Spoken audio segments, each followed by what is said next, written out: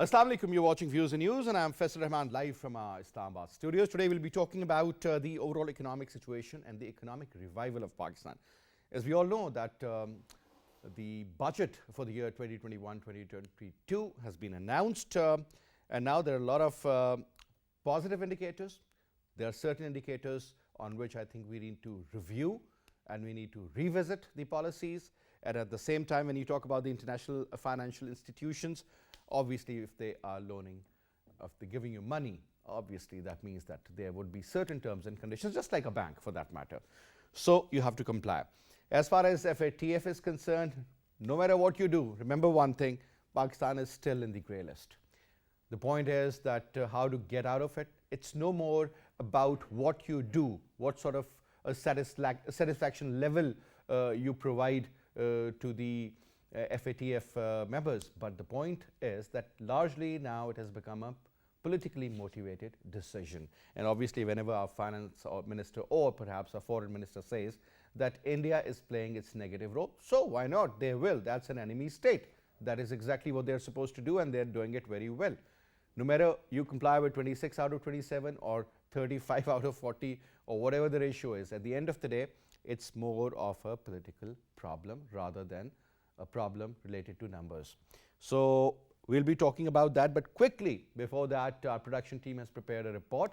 Let's watch that, and after that we'll be talking about the major areas of discussion, and then I'll introduce you to our panelist also. Let's have a look.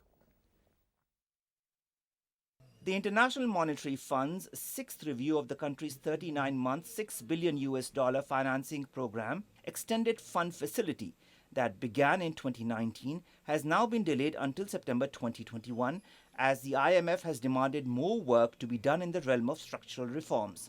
Pakistan's Finance Minister Shaukat Tarin recently assured that Pakistan is not pulling out of the International Monetary Fund program, saying that the government had approached the IMF to ask it to ease the tough conditions on a $6 billion loan. However, Mr. Jerry Rice, director of the communications department of the IMF, declared that although the IMF wants and welcomes constructive discussions with the Pakistani government, Pakistan nevertheless has to put extensive efforts in order to achieve its objectives regarding debt sustainability and sustainable growth. Moreover, he stressed on structural reforms in the energy and social spending sectors. Pakistan's economy under Imran Khan's government rebounded strongly in the fiscal year 2021 and, according to the Pakistan's Economic Survey 2020-2021, saw a growth of 3.94%, which is not only sustainably higher than the previous 2 years, but has also surpassed the target of fiscal year 2021, which was 2.1%. Despite strict fiscal constraints, timely and appropriate policy measures taken by the government resulted in a V-shaped economic recovery. Despite the country facing innumerable internal and external multidimensional challenges, Pakistan has set a target of 4.8% growth in GDP and a fiscal deficit target of 6.3% in 2021-2022's budget, which is an appreciable growth projection. Moreover, Pakistan has shown remarkable progress in order to satisfy the FATF's reservation on Pakistan's terror financing. The Financial Action Task Force has declared that Pakistan will continue to remain on the watchdog's increased monitoring list, also known as the Grey List. However, FATF President Dr. Marcus Player appreciated Pakistan on its significant progress in addressing 26 out of the 27 measures. So, as we said, since we have complied on 26 out of 27, still you're on the grey list. Now, let me quickly tell you about the major agenda of today's program. The Finance Minister, Shaukat Tarin, said that I had a very constructive meeting with the IMF officials on June 23rd regarding various issues. I've been assured of full support from the fund side. So, you'll be getting exactly the amount you needed and on time. Furthermore, the IMF demanded that the government should increase electricity prices by rupees 1.39 per unit in June and rupees 3.56 per unit in July. This is the wrong way of doing things and we will be putting extra burden on the people and the industry. He further added that the 6th and the 7th program reviews will be merged and board is now expected to meet in September. We expect to receive over $3.1 billion from the IMF in the next fiscal year. He further added that we remain engaged with the authorities aiming to resume the discussions in the period ahead. We stand ready to continue supporting Pakistan's achieve the objectives of debt sustainability and strong and sustainable growth. This was, in fact, said by the president of IMF, who is the representative of Pakistan. Now, let me quickly tell you about the panelists we have with us in our studio. On my right is Sardar Yasir Khan. Needs no introduction. Sardar Saab is the president of Islamabad Chamber of Commerce Industry. Pleasure to have you, Sardar Saab, as always. And on Skype, we have with us Zishan Merchant, joining us from Karachi, senior economist. Merchant Saab, pleasure to have you too, sir, in the show. And we have with us Dr. Niaz Murtaza Saab, who's a political economist. Thank you so much, Dr. Saab, for your time as well. Now, let me start off from you, Sardar Saab. First of all, money is pouring in, and Tarin Saab believes that 3.1 billion will be further given to Pakistan in the next or the ongoing fiscal year, let me put it this way. 3.1 billion means that some sort of a relaxation on rupee, sir? Do you think rupee, in fact, gained 1 rupee 30 paisas against dollar yesterday also? So, looking at the current scenario, it seems that dollar will remain stable. Should we think on those lines, sir, or you see some sort of fluctuation? Because that is where the problem seems to be. I think we've been trying to manage the dollar quite nicely, and I personally have a feeling that the dollar will remain at this current status. I don't think it will increase any further, nor can Pakistan increase any further disparity with regards to our currency devaluation, because it has a huge impact since we're import dependent. But again, what's funny is we're looking at this whole 6 billion program, and I've argued time and time again that 6 billion can actually be collected from Pakistan. And with regards to the targets this year, we're looking at a tax collection from 4,900 billion, which has gone up to 5,800 billion. It's a significant increase. At the same time, we've also calculated that there's going to be a fiscal deficit of about 3,400 billion. So you already know that we're going to be losing a lot of this money that's coming in. So from that 3 billion, why are we wasting this much amount? Where is it going? Are we really bleeding? Yes, we are. All these state-owned enterprises, which I've said time and time again, need to be privatized, restructured, so that we don't lose this money. Because at the end of the day, if we're borrowing money and the money is going to waste, or even a fraction of it is going to waste, who's going to justify that? The question is being asked by the taxpayer that you are going to increase a tax amount to nearly by 1,000 billion. I'm going to pay for it. Am I going to pay for it, or are you increasing the tax net, the tax base? That's my argument. So the tax net, they always talk about, it's not increasing. It's the person who's already paying is squeezed more. Simple. So that is exactly what I'm saying about the budget. That the budget is currently enhanced, as opposed to giving relaxation, which is what they've been saying. They're actually saying they were going to get more tax. Well, how are they going to get more tax? By increasing taxation. It's not like there's anybody adding on to the tax net. So my argument is, what are we doing different that we didn't do in the past? We should have increased the tax net. We should have come up with reforms which would have added more people in tax net. So we're arguing now on multiple forums that we've been lobbying that we need to introduce fixed tax. And they've said that, yes, we're going to bring SMEs into this fixed tax system. And you understand that 90% of enterprise within Pakistan is SMEs, the backbone of the country. Absolutely. Yet we're not, there's no inclusion as far as they're concerned in terms of financing. 40% of GDP contribution is coming from SMEs, yet where do they stand? Do we really endorse that segment? They're employing majority of the workforce, non-agro-based workforce in Pakistan. Well, where do we really stand? That's my question. So there's a huge dilemma here. There's a huge disparity with regards to what we're doing, but on ground, things are actually very different. The actions don't speak for it. Now, Niaz Murtaza Saab, an important area, I think you should definitely talk about that since you've written about it as well. People believe, a lot of economists believe, a lot of analysts believe that the future of 21st century, we used to talk about Asia, we do understand that, and it's a reality, but perhaps it's more about technology and agro-based technology. Now, this is where the focus should be. The way we have shown, maybe God was kind or whatever happened, we ended up having some sort of a decent growth in the agriculture sector. Perhaps it could have been doubled, could have been tripled if right policies were implemented at the right time. And having said that, if there is a will, there is a way.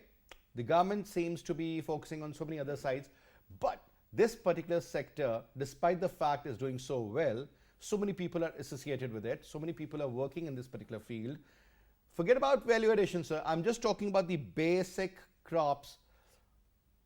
Nothing has been done. So we have been talking about agricultural reforms. We have been talking about giving subsidy to this particular sector. We have been talking about, granting all sorts of loans to the smaller farmers also. But let's start off from there, sir. If this is the reality, then where are we stuck? What seems to be the problem? Well, you're right. In terms of, the number of people or the percentage of, population that depends on a sector, it's really agriculture. even though, percentage-wise in terms of output, it's just about 20%, but I think up to 40% people still depend on agriculture and related activities. And, the fact of the matter is that we were lucky, we had some bumper crops other than cotton, some of the other crops did well, but it's still, very heavily dependent on the vagaries of rain. We haven't really invested in, technology much. If you look just across the border and compare the two Punjabs, the output per hectare or acre is much higher on the Indian side than on the Pakistani side. So, I think what we are lacking is, this whole spectrum of, activities, which starts from, the seed, the quality of seed, then, mechanization, then in terms of, the marketing, loans, the whole thing, agricultural extension, everything is missing. So, you keep having a lot of vagaries of nature. One year you'll have a good crop, but then again, it will be, back to, a lower crop the next year. So we really need to invest in that. And then even, overall, even though we've had a 3.9% growth rate, it's Yeah. very precarious growth. First of all, we still don't have the final numbers, and in the last 2 years, the provisional numbers initially given actually went down by even 50% in the first year of PTI. And but even if these numbers stay or even improve, there is the issue of the quality of growth. It's very low quality. It's not just low; it's also low quality because it's heavily dependent on consumption. The percentage of consumption versus investment has gone in favor of consumption. Then in terms of the sectors, it's more movement towards servicization. We have premature servicization and deindustrialization. That trend has increased in this last year, in this current year. And then it's all been funded. I mean, the current account deficit is in control, but then there's another deficit, which is the fiscal deficit. In the last 3 years, we've been running 9%, 8%, and 7.5% fiscal deficits, which are the highest in this century at least, and probably even before that. So, it's very heavily, jacked up by unsustainable fiscal deficits, and I'm afraid we'll have another very high fiscal deficit next year. Even now, if we achieve the 5.8 trillion FBR tax revenue, it's still going to be 6.5%.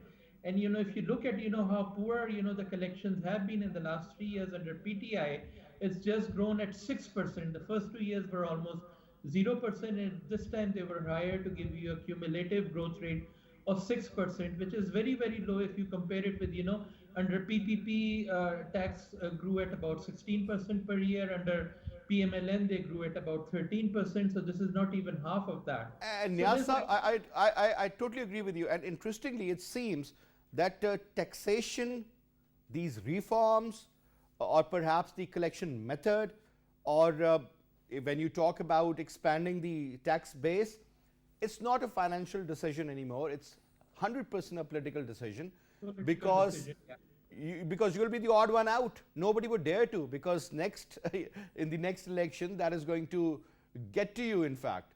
So the point is that this is one area. Whether you talk about agriculture, most of these transactions, they are done in cash. You talk about the middleman, whether the wholesaler or the retailer, you exactly know the kind of transactions they do and the kind of money they pay in the form of taxes. So this is going to be there. Whenever Pakistan Muslim League Nawaz is in power, obviously they will get, they'll give relaxation to the traders. That's the art of winning the election. But you can't take a measure that is not acceptable, or that is not perhaps something very well digested by the majority. Niaz sahab? Well, it's true. I mean, those, their governance was also very poor. But the fact is, both of those parties did double, tax revenues over 5 years, and that's certainly not going to happen. In 3 years, it's just been, 6%, 6%, 6%. So, with this government, it's been a bigger problem. And now with, 3 years gone, and, elections around the corner and maybe 1 year or 2 years, it's very difficult to see how it's going to undertake structural reforms. And that brings us back to the, issues with IMF. And, we still don't have an agreement with IMF. And, now there's talk of, September before there's a decision. It's the same issues, jacking up, your tax revenues. And of course, we can ask for relaxation, but then, how long are we just going to, keep kicking the ball into the future and not take structural reforms? Domestic debt, which is about, 65 to 70% of our total debt, is just shooting up much faster than under PMLN. So, that's the thing. They want to have a growth oriented budget, but then, it's got to be sustainable. And on hardly any measure do I see sustainability built into, the kind of growth that we are seeing right now. All right. Merchant Saab, when we talk about the economic indicators, so few are good, few are bad, few are concerning, for example, inflation. And we all know the reason for inflation, yet much hasn't been done. I mean, look at the prices. Whenever you talk to anybody, sir, in particular, people do not know what sort of a policy the government is having or what exactly these structural reforms IMF is looking at. A normal average Pakistani would say, sir, things are beyond my purchasing power.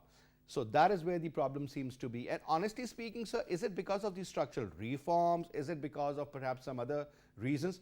Or this is some sort of an approach, sir, where everybody wants to have a bigger share, yet they don't want to, make the overall size of the pizza larger. The point is that a lot of issues, they have emerged. The government of Pakistan Tehreek-e-Insaf used to always blame PMLN for the borrowings, whether you talk about the domestic borrowing or otherwise. But look at the borrowing now. It is skyrocketing, absolutely right, because this is all about the numbers which I have. And having said that, now, on one end, the government really wants to give relaxation to the people in the form of subsidies or otherwise. On the other hand, no control over inflation, sir. Still hovering around double digits, to be very honest. Your take, sir. Bismillah ar-Rahman ar-Rahim. As far as you're pointing out about the inflation, yes, there are no two views that inflation is jacking up, and it's mainly food-driven inflation, which is hurting not only the common man, but the middleman and maybe the upper than middle class also. But the challenge at this point of time is that the food-driven inflation is also due to the fact that since we are an import-dominated country and most of our food items are now being imported instead of being grown, the international market is taking change. The international market is growing and the prices are increasing internationally, which is not only hampering us, but at the same time, the commodity that we get in Pakistan after importing it is heavily priced, and obviously there are a lot of other factors, the cost built in and the profit margins. That is one of the reasons that the inflation is growing and the inflation is shooting up. What we need to do is that the need of the time, I totally believe, is that we have to do import substitution. We have to bring measures in the agricultural sector, be it vertical growth, vertical farming, be it modern techniques. We'll have to introduce those. We have to put a stop to the product that is being wasted, the crops that are being wasted. We do not have proper storage facilities. So most of our crop products that, like for instance, I take the example of dates. We are one of the largest producers, largest growers of dates, but due to lack of storage facilities, half of that product is wasted because we cannot store it properly. So the challenge is that government is faced with multifaceted issues. One, there is inflation. Two, they need to increase the tax revenue. Three, they want to bring down the prices.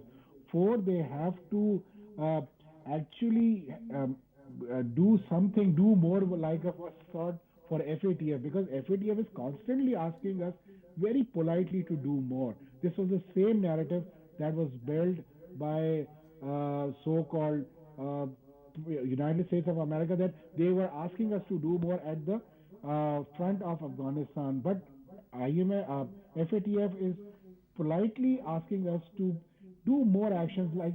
I was reading this news item that Pakistan has achieved 26 out of 27 points, which action points, which were Correct. asked by the FATF, and we are being compliant on many issues.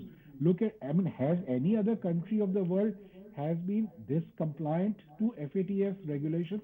I think, sir, I don't Pakistan think has so. done brilliantly well, Merchant Saab. The issue is no more a financial issue. It's an absolutely correct. political issue.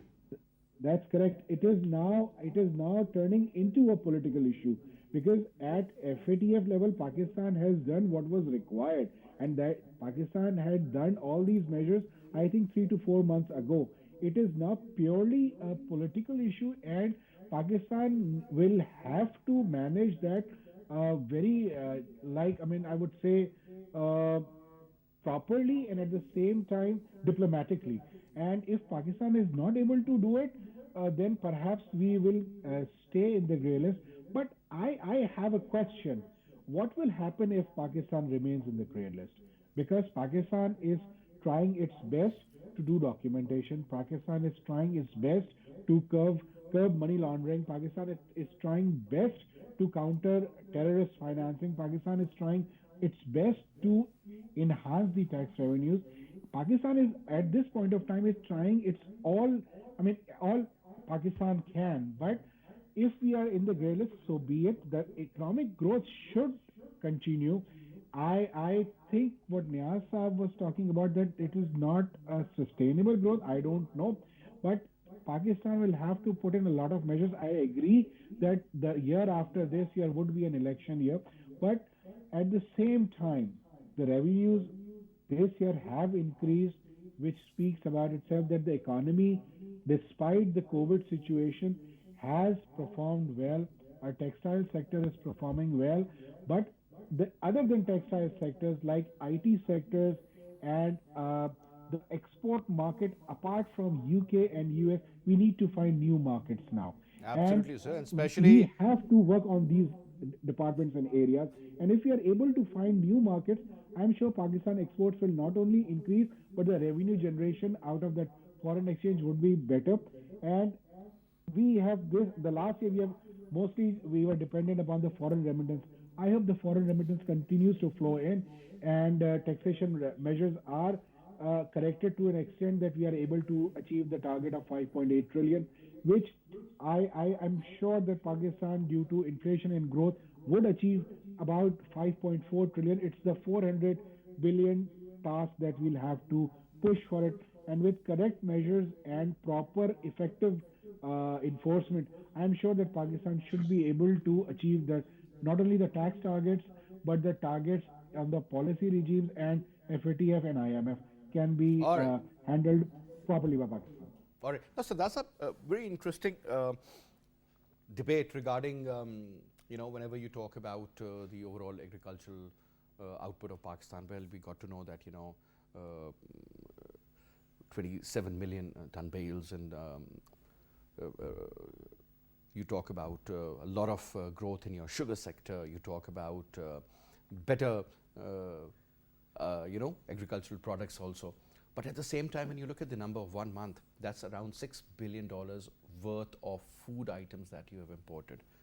That's a lot of money, sir. Yes. What's the issue? I mean, this is the basic equation which I have failed to understand. So if you have a surplus of certain crops, wheat and sugar, let's talk about that.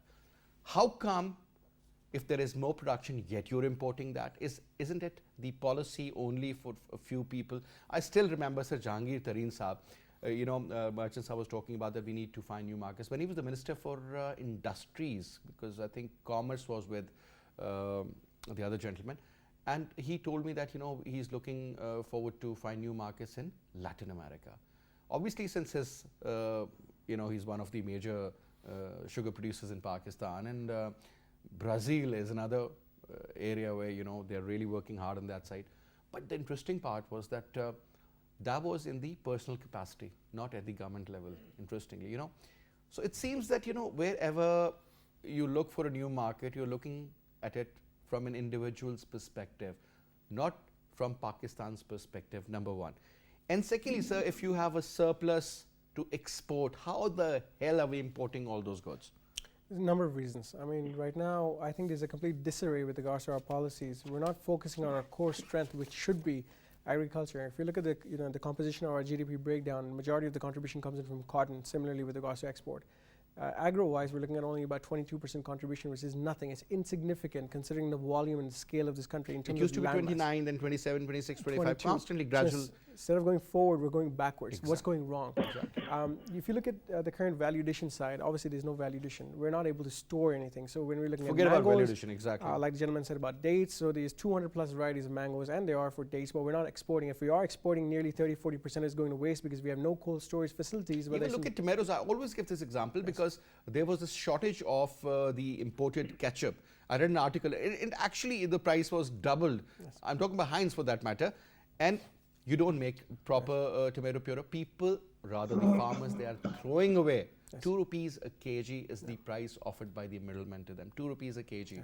And the same tomato will be sold at around 300 rupees a kg right around the Eid days. Yes. And we're wasting it. Absolutely. 70% of Pakistan is being fed from Punjab. So can we not feed the rest of the world? Look at the immediate neighboring countries in terms of transport. We have Central Asia right next to us. We can transport to Central Asia, we can transport to the Middle East, and they prefer our products because we have one of the most diverse range of products. Whether you look at all the vegetables, you look at all the fruits, yet we're not able to add that value. Now, I'll tell you what happens to the policy. Just recently, the government came out with a policy with regards to the taxes.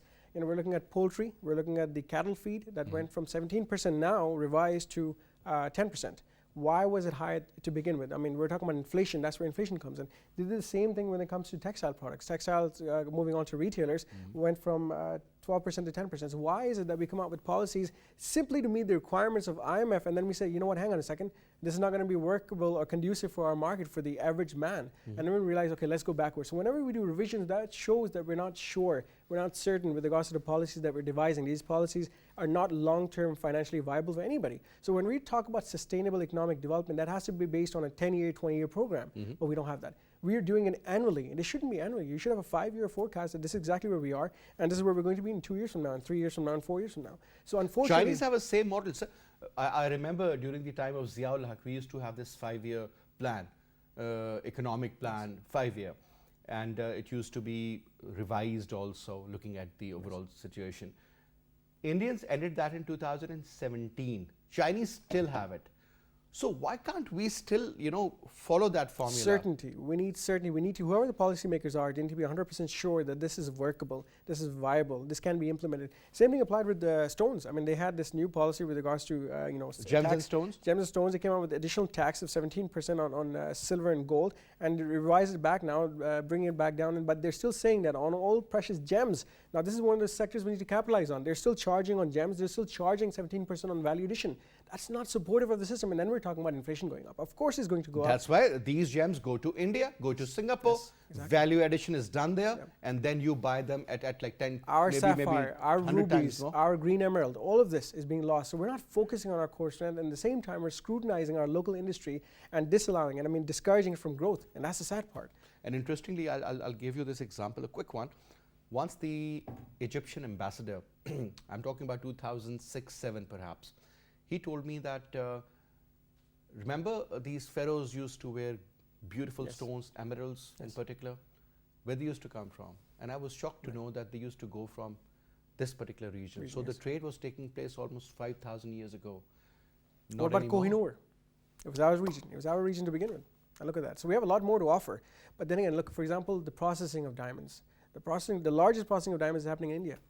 Can Pakistan not do it? Of course we can, but you've got to promote that industry. That sector has to be recognized. So if there is a cut on the diamond, you do not have the facility to get it polished in We don't have Pakistan. labs. It's We simple, don't have labs. Simple. Yes. You talk about, for GIA, example, HRD, there's there IGI. are so many, because they are at a very small level.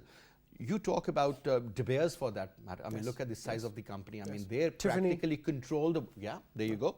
They control the market, the global market. Yes. They set the prices for you. Yes. Now, so one quick comment, and that is about, when you talk about marble and granite, forget about the other stones, the precious stones.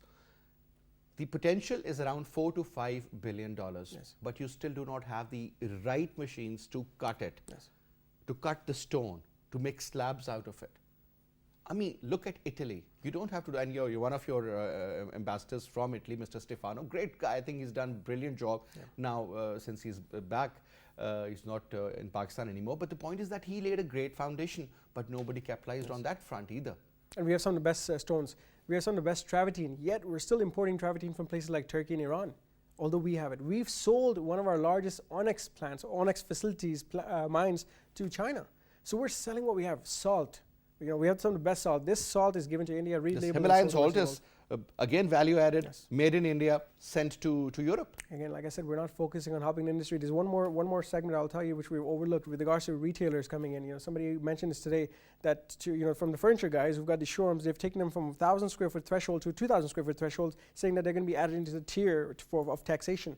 And again, that's not supportive. If you're going to create fear factor in this, they're not going to be moving forward to pay tax. But coming back to your point with regards to marble and granite, I completely agree with you. If you go to the world market, especially if you go to the Middle East or you go to Europe, you're going to see the world marbles being displayed, yet ours is far more inexpensive. The Ziyarat the White, for example, and you have several others, but they're not being promoted. And we've got to go to the world and show them what we have. There have to be road shows, there have to be multiple events, trade shows, for example, trade fairs. We can actually show what Pakistan has to offer in an inexpensive rates. So we're far cheaper. We're in the construction sector ourselves. And I can promise you there's no market right now within the world that can compete with the quality that we have and how cheap we are. We're very cheap. Even the salt products. Yes. You have the second largest reserve of salt in Pakistan. And look at the value addition and the quality. I'm so sorry to say, sir, it's like a joke. But the same thing applies to olives. We're not into olive processing. Look at all the dry fruits that we're making. Go towards FATF.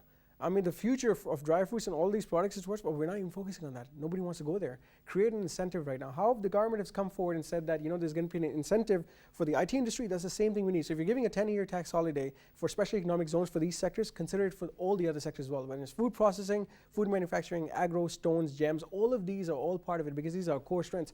Copper, where nobody's even looking at copper. So there's so much this country has. We've been given one of the best countries in the most strategically located location that we could have been given geographically, yet we're not capitalizing on that. And unfortunately, this is the problem, right? Yes. Pakistan, if they would have played their cards well, things would have been a lot different. Yes. Even now, they can do a lot. Looking at the overall situation, I hope things do get better in Afghanistan.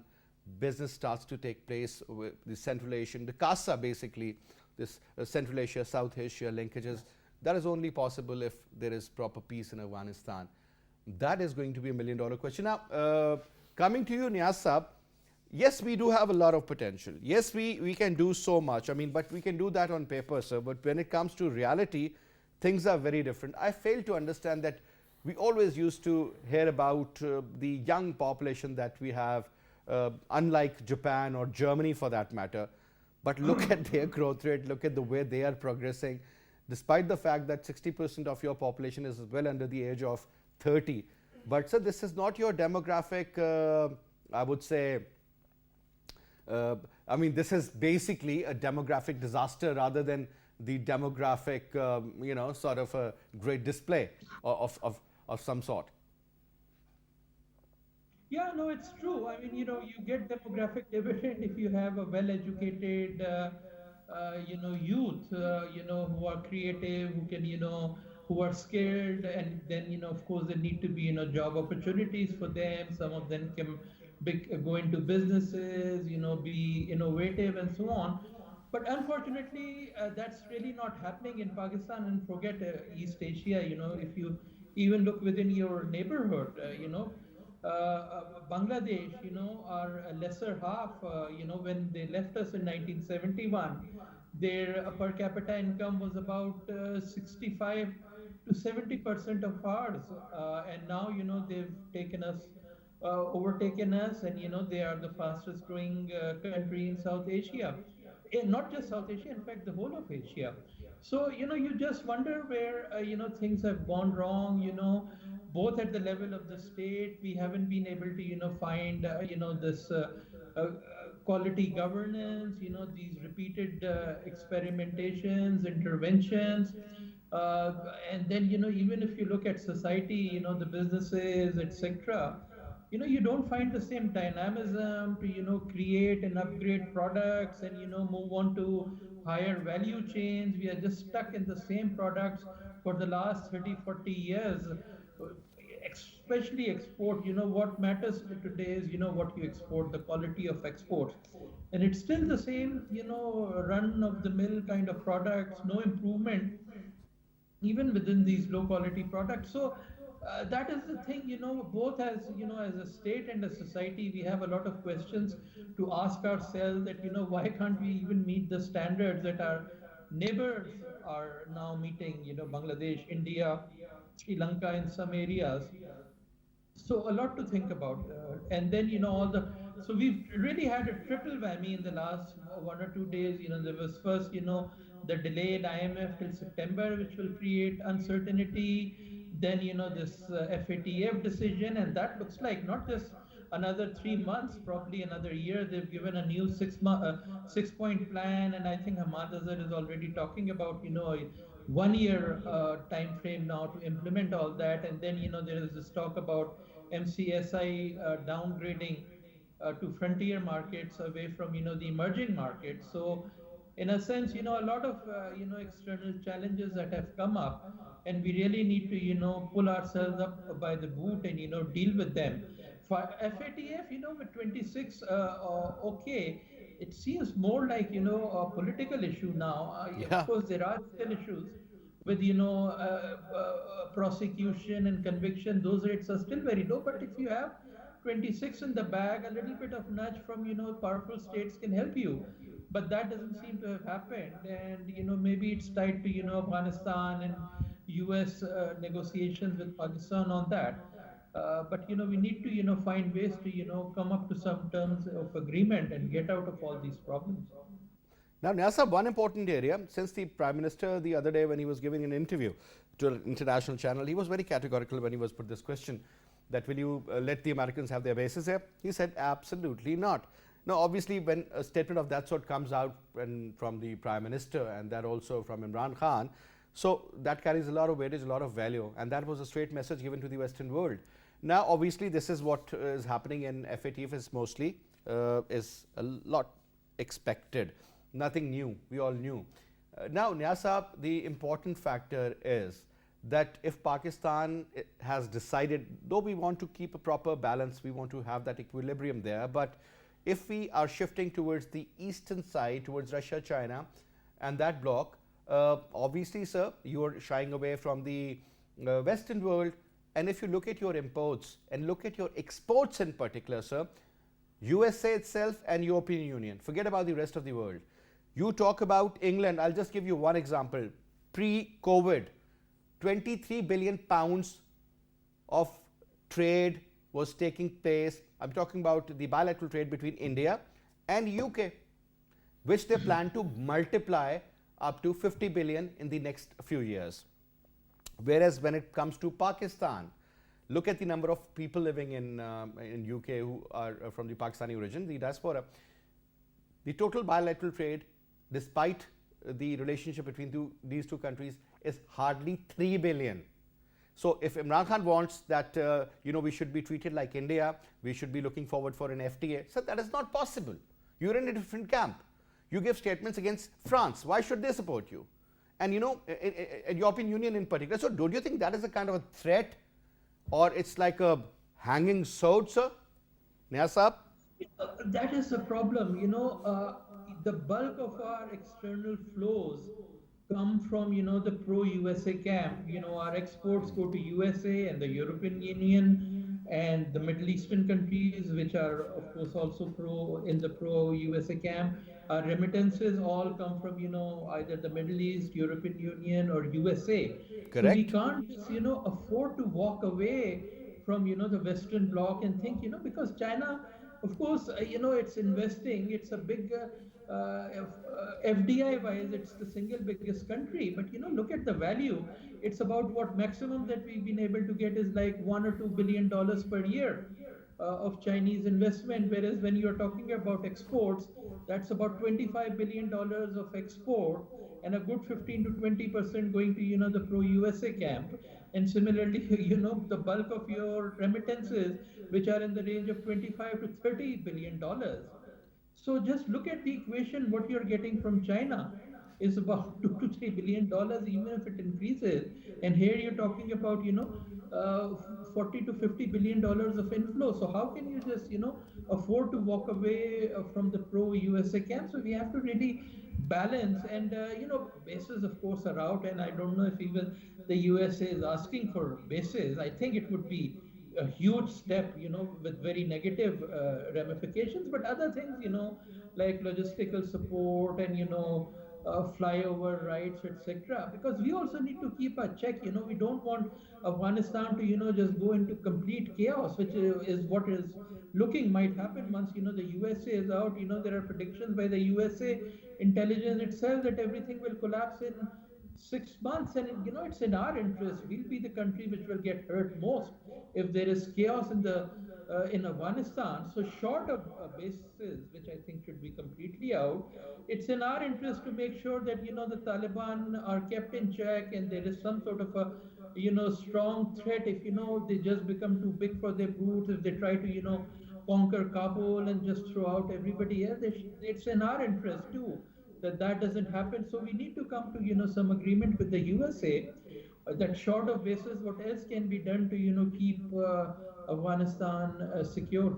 Sir, Alice Wells has given you a complete, a list that if you do this, this is what you will get in return. And if you don't, then think about it twice. Simple as that. They want us to, put a check on CPEC.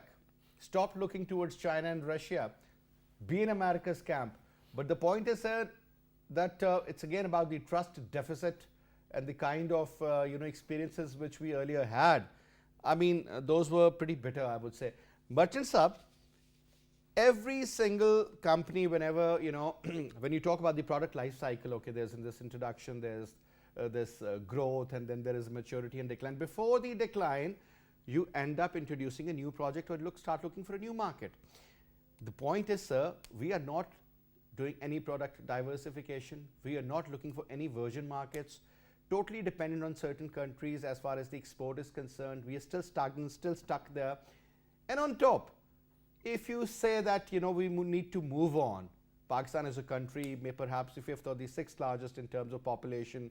You talk about the wheat production, you talk about the rice production, you talk about the dates production, you talk about the milk production, so and so forth. Sir, I'm surprised to see the way Indians use butter and cheese in their products. And I'm talking about dhabas, whenever I see these cooking shows. And honestly speaking, butter, a normal person can't even afford in Pakistan. Forget about cheese. And you always claim that, we are the second largest producer of milk as far as buffalo is concerned. What value addition have you done? Nothing. You still import everything. And so forth. I mean, if I start just counting the list, sir, I think I'll need about 5-6 hours, that this is what we could have done, this is what we should have done, this is what we never even thought of doing. Well, I candidly admit that we need to do SWOT analysis, that what are our strengths, what are our weaknesses, where are the threats, and where are the opportunities. Yeah. And we will have to work according to that, because if we do not do value addition, if we do not train our youth, like you were mentioning, that we have a lot of youth who is, absolutely free at this point. They need to do something. They need to be engaged in something. We need to train them into skilled and semi-skilled workers so that they can actually earn their livelihoods, because they should not be dependent upon anybody else. They should be self-reliant, self-sufficient, and be entrepreneurs. And I have no hesitation in saying that we will need to have consistent policies, be it manufacturing policy, be it any policy on related to commerce, any policy related to services. You have all of a sudden change tax policy for IT sector. Why did you have to do it? IT sector was growing. It was going to touch 2 billion export mark. Now you have changed their status from a tax exemption entity to a tax credit entity, and you want them to have additional measures brought in. There are a number of freelancers who are working. Do you want them to comply? How do you wish them to take into the tax net? That's the challenge. The problem is that we are making policies which are not conducive to our business and not conducive to our services sector. The services sector is, in last 3-4 years, the services sector is dominating instead of agricultural sector. but then you need to have proper policies. Why not bigger companies or the brands are coming in Pakistan? Because they're afraid that once they are here, they'll be the tax policy will change on a year-on-year basis, and their projections and their Uncertainty calculations will basically go is the wrong. reason. You see, so you need to provide them a level playing field. You need to say, yes, you come into Pakistan, we'll give you safe policies, we'll give you consistent policies for 5 years, and your tax will not be changed. And then you will have to make Pakistan a brand that make in Pakistan or made in Pakistan.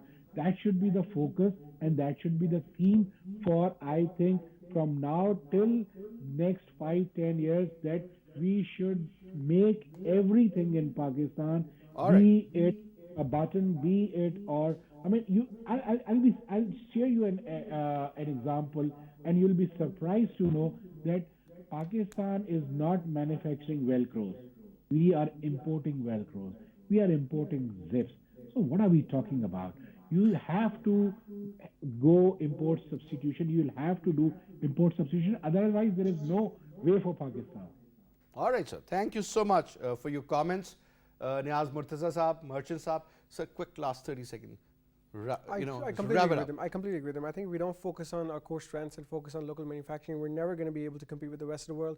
We're never going to. And you're absolutely right about SMEs. We're never going to be able to, close this fiscal deficit, and we need to stop depending on IMF. It's a joke that we've fulfilled all their points, so we've met 98% of the requirements of FATF, and yet they're still saying, there's 1% left. So it's a complete joke. It's an insult on a country like ours, which is a sovereign nation. They're twisting the your only arm. Simple as nuclear that. nation amongst the Muslim Ummah. We're very proud of who we are. We need the government to realize, we need all the stakeholders to realize how proud we are, so they can take policies to the next level, and we need to stop depending on the rest of the world. We need to become more self-reliant. That's the only way forward. That's the only way we can work collectively and Look make at Pakistan great again. look at the kind of restrictions Iran is going through, but still they're surviving.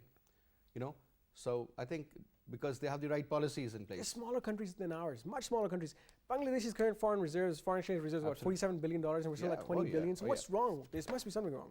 I mean, look at the Chinese investment in Bangladesh. That is, again, very important factor. But anyway, thank you so much, Sardar, for your time as well. That's all we have for this week. I'll see you on Monday at 8. Till then, you take good care of yourself. Have a great weekend. Khuda Hafiz.